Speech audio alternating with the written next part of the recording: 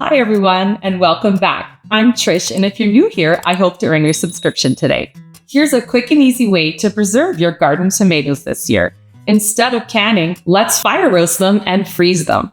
First, I'm going to take my freshly washed and dried tomatoes and place them in a single layer on an oven-proof dish. If you've got larger tomatoes, no worries, just slice them into chunks. You can use any variety of tomatoes. Then I'm going to take a whole head of garlic and I'm just going to chop it in half. And I'm going to place one of the halves in each of my roasting dishes. And you can flavor them up differently depending on what you want to use them for. The first thing we do is to drizzle it with some olive oil. Extra virgin olive oil is the best. And give it a good coating. Just coating all the tomatoes and garlic on each tray. Then I like to just toss them a little just to make sure that everything is coated in the olive oil. Then no matter which flavor I'm doing, I just give it a good sprinkling of kosher salt, or you can use sea salt or any of your favorite salt. Same with some nice freshly ground pepper all over, coating all of my tomatoes. Then the first one here, I'm going to add some fresh herbs from my garden. And this will be a nice Italian one. Some oregano, some rosemary, and some thyme. And then in this next one, I'm going to do a mix of some fresh spices. Again, oregano, thyme, and rosemary. And then I'm also going to add in some dried spices. A little bit of oregano, thyme, and rosemary.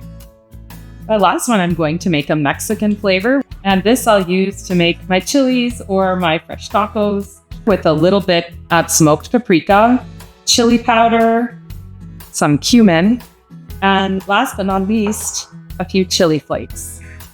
Give those a little mix, making sure they're coated. Then we're just going to cover them each with oil and cook them in the oven for half an hour at 450 degrees Fahrenheit. After the tomatoes have been roasting for about 30 minutes, once it has some of the juices flowing, uncover them and continue roasting them for an additional 15 to 20 minutes until they look nice and charred.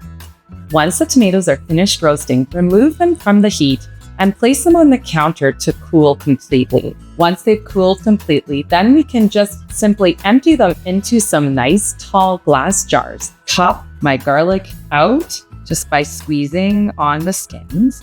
And whoa, that roasted garlic smells so incredible. And scoop the rest of the roasted tomatoes and the spices into my jar.